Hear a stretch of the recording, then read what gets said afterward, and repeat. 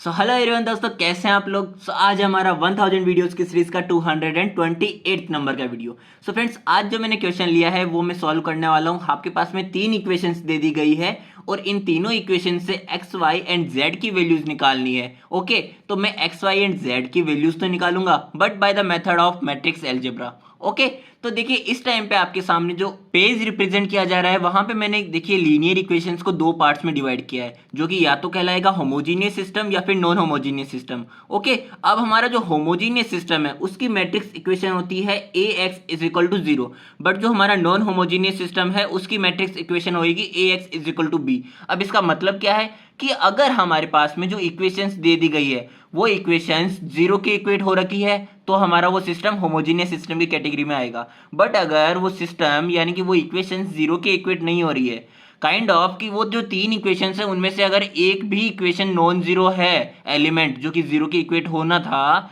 तो हमारा जो सिस्टम है वो नॉन होमोजेनियस सिस्टम कहला जाएगा। ओके, तो यहाँ पे तो देखिए आपने देखा हमारे पास में जो तीनों इक्वेशंस दे दी गई है वो तीनों इक्वेशंस जीरो के इक्वेट है। इट मीन्स हमारा होमोजेनियस सिस्टम है जिसकी matrix equation A X is equal to zero है। अब यहाँ से मैं दो पार्ट्स में इसको देख सकता हूँ कि या तो मेरे पास में जो ए है, यानी कि ए क्या होती है, कोफिशिएंट मैट्रिक्स होती है, जिसके बारे में मैं आगे चल के आपको बता दूंगा। तो जो हमारे पास ए मैट्रिक्स है, कोफिशिएंट मैट्रिक्स की डिटर्मिनेंट वैल्यू या तो हमारे पास जीरो होगी या फिर नॉन जीरो होगी। अब यहाँ पे मेरे पास तीन केसेस अराइव होते हैं। अगर मेरे पास में कोफिशिएंट मैट्रिक्स का डिटर्मिनेंट वैल्यू जीरो के इक्वल होता है तो यहाँ पे मेरा जो होगा इनफाइनाइट नंबर ऑफ सॉल्यूशंस होगा। ओके, बट अगर मेरे पास में डिटर्मिनेंट ऑफ ए की value doesn't equal to zero होता है तो यहाँ पे मेरे पास में दो केसेस आते हैं, या तो यूनिक सॉल्यूशन होगा या फिर ट्राइवियल सॉल्यूशन होगा। ठीक है, आती है इतनी बात समझ में। तो चलिए वापस से आ जाइए हमारे पेज पे। तो देखिए आप यहाँ पे इक्वेशंस दे दी गई है, ये तीनों इक्वेशंस देख लीजिए। अब जैसा कि मैंने कहा था, first of all it is a system of homogeneous linear equations because they are equating to zero. Okay, तो देखिए यहाँ पे मैट्रिक्स इक्वेशन मैंने बताई थी A X is equal to zero. अब यहाँ पे जो ए मैट्रिक्स है, ए हमारे पास होती है कोफिशिएंट मैट्रिक्स। कोफिशिएंट मैट्रिक्स से मतलब है कि आपके पास में जो तीनों इक्वेशंस दे दी गई है इनमें एक्स वाई एंड जो जेड वेरिएबल है इन तीनों के ही कुछ ना कुछ कोफिशिएंट गिवन है। ओके, तो ये जो कोफिशिएंट है इन कोफिशिएंट को इसी ऑर्डर में मिला के हमारी जो मैट्रिक्स फॉर्म होती है, यानी कि फर्स्ट रो में अगर मैं बोलूँ 1 3 -2 2 -1 4 1 -11 एंड 14, तो देखिए यहाँ पे इस तरह से मेरे पास में ए मैट्रिक्स की इक्वेशन आ जाएगी, ए मैट्रिक्स की वैल्यूज निकल के आ जाएगी। ओके, तो यहाँ पे ए मैट्रिक्स एंड एक्स जो हमारे पास है अवेलेबल वेरिएबल्स वो क्या क्या है, एक्स वाई एंड जेड। तो ये हमारे पास हो गया X Y and Z and zero की इक्वेट हो रखी है तो ये जीरो हो गया, क्योंकि ये हमारे पास में ओ भी हो सकता है जो कि नल मैट्रिक्स जिसे हम कहते हैं। ठीक है,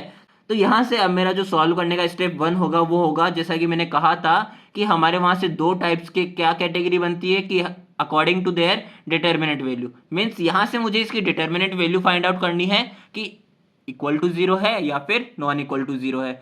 जहां पे देखिए अगर मैं फर्स्ट रो को ले रहा हूं जिसके अक्रॉस में इसकी वैल्यू निकालना चाहता हूं, तो यहाँ पे मैं फर्स्ट एलिमेंट को लूंगा first, and then first row को एंड फर्स्ट कॉलम को मैंने एक्सक्लूड किया, एंड जो मेरे पास में रिमेनिंग रहा इनको क्रॉस मल्टीप्लाई किया, देन माइनस का 3, एंड अगेन इस रो को एंड इस कॉलम को मैंने एक्सक्लूड किया और इनको मैंने क्रॉस मल्टीप्लाई किया, and then again -2, and then इस रो को अगेन एंड इस कॉलम को मैंने एक्सक्लूड किया एंड देन क्रॉस मल्टीप्लाई किया। तो यहां से मेरे पास में जो वैल्यू निकल के आएगी डिटर्मिनेंट ऑफ ए की, वो वैल्यू आ जाएगी हमारे पास में जीरो। जीरो मीन्स कि हमारे जब भी किसी भी डिटर्मिनेंट की वैल्यू, मैट्रिक्स की डिटर्मिनेंट की वैल्यू जीरो आ जाती है तो वो कहलाती है हमारी सिंगुलर मैट्रिक्स। और सिंगुलर मैट्रिक्स का नाम आते ही आपको ये चीज भी याद आ जानी चाहिए कि सिंगुलर मैट्रिक्स के लिए हमारा ए इनवर्स डिफाइन नहीं होता है। ओके, तो ये तो हुई एक कंडीशन। अब आप एक बार वापस से उसी पेज को देखेंगे तो यहाँ पे आप देखेंगे कि मेरे पास में जब डिटर्मिनेंट ऑफ ए की वैल्यू जीरो होती है तो इनफाइनाइट नंबर ऑफ सॉल्यूशंस तो होते हैं, बट यहाँ पे एक कंडीशन और फुलफिल करनी होती है इनफाइनाइट नंबर ऑफ सॉल्यूशंस होने के लिए। वो ये कि जब मेरे पास में इनफाइनाइट नंबर ऑफ सॉल्यूशन हो जाएंगे तो यहाँ पे जो रैंक ऑफ ए होगा, यानी कि रैंक ऑफ कोफिशिएंट मैट्रिक्स होगा, वो लेस देन होगा ऑर्डर ए से, या फिर कह सकते हैं आप कि नंबर ऑफ अननोन वेरिएबल्स से। ओके, तो यहाँ पे मेरे पास में नंबर ऑफ अननोन वेरिएबल्स तो पता है जो कि क्या है, 3 है। इट मीन्स जो रैंक ऑफ कोफिशिएंट मैट्रिक्स है वो भी 3 से कम ही होने वाली है, पर कितना होगा ये मुझे नहीं पता है, इसका मुझे आइडिया नहीं है। ओके, तो इन दोनों कंडीशंस के अकॉर्डिंग मैं कह सकता हूं कि दस the given system of equation has a non trivial solution and will have an infinite number of solutions. Okay, अब यहाँ पे बात करते हैं कि हम इसका सॉल्यूशन जब निकालेंगे, यानी कि एक्स वाई एंड जेड की वैल्यूज जब हम निकालेंगे तो कैसे निकालते हैं। सो आ जाइए स्टेप 2 पे। यहाँ पे हम बात करने वाले हैं इनकी वैल्यूज कैसे निकालते हैं। ओके, तो मैंने ax इज इक्वल टू 0 जो इसकी मैट्रिक्स इक्वेशन थी उस फॉर्म में लिख दिया है। अब यहाँ से मुझे इसको एक्लॉन फॉर्म में कन्वर्ट करना है, जो मैं बात कर रहा था कि हमारे जो कोफिशिएंट मैट्रिक्स है इसका रैंक डिटरमाइन करने का।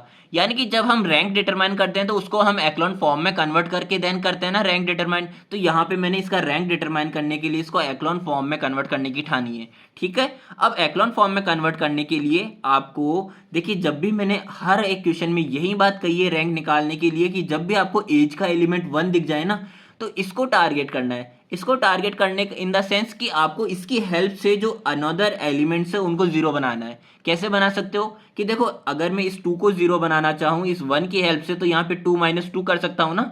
मीन्स R1 में अगर मैं 2 से मल्टीप्लाई कर दूं तो 2 माइनस 2 मेरे पास में 0 बन जाएगा। एंड ये तो मेरे पास में एज इट इज डायरेक्टली हो रहा है 1 माइनस 1 0।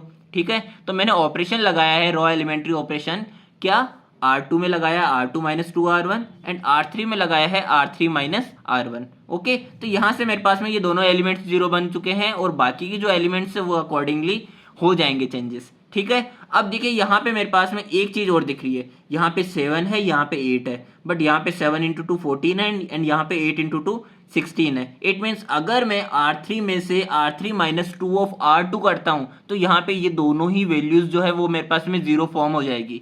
तो यहाँ पे देखिए, जब भी हम एक्लॉन फॉर्म की बात करते हैं तो एक्लॉन फॉर्म में कंडीशन यही होती है एक तो कि अगर हमारे पास में जीरो फॉर्म हो रहे हैं तो मैक्सिमम जीरोज जो है वो बॉटम की रोज में कन्वर्ट होने चाहिए, ना कि ऊपर वाली रोज में। मीन्स यहाँ पे ऊपर वाली जो रोज है उसमें नीचे वाली रोज से कम जीरो ही फॉर्म होने चाहिए। ओके, तो यहाँ पे मेरे पास में एक्लॉन फॉर्म में ये फाइनली कन्वर्ट हो चुका है। अब अगर मैं इसका मल्टीप्लीकेशन करता हूं तो यहाँ पे मैं जब इसका मल्टीप्लाई करूंगा फर्स्ट रो को इस फर्स्ट करस्पॉन्डिंग कॉलम के साथ में तो मेरे पास में आएगा x प्लस में 3y minus 2z is equal to 0 and as it is यहाँ पे माइनस का 7y प्लस में 8z इज इक्वल टू 0 और यहाँ से तो मेरे पास में कुछ आएगा ही नहीं। तो मैं कह सकता हूँ कि जो z है z की वैल्यू को मैं k कंसीडर कर लेता हूँ। ओके, तो k कंसीडर करने का मतलब है कि हमने k को जो कि आर्बिट्ररी कांस्टेंट है इसमें मान लिया है, यानी कि k आप कुछ भी वैल्यू रख सकते हो। ठीक है, तो अब यहाँ पे जब मैंने z की वैल्यू k रखी है तो y की वैल्यू क्या आ जाएगी 8/7 के। ओके, अब जब मेरे पास में z और y की वैल्यू आ चुकी है तो x की वैल्यू क्या आ जाएगी निकल के, देखिए x की वैल्यू आ जाएगी हमारे पास में माइनस का 10/7 के। अब x y एंड z की तीनों ही वैल्यूज में k है। इट मीन्स k की इनफाइनाइट नंबर ऑफ वैल्यूज के लिए इनफाइनाइट नंबर ऑफ सॉल्यूशंस आपके पास में होंगे इस सिस्टम के। इसी कारण से ये हमारा सिस्टम क्या है, इनफाइनाइट नंबर ऑफ सॉल्यूशंस है। ओके, तो थैंक यू सो मच देखने के लिए। ये था हमारा आज का वीडियो, मिलते हैं हमारे नेक्स्ट वीडियो में।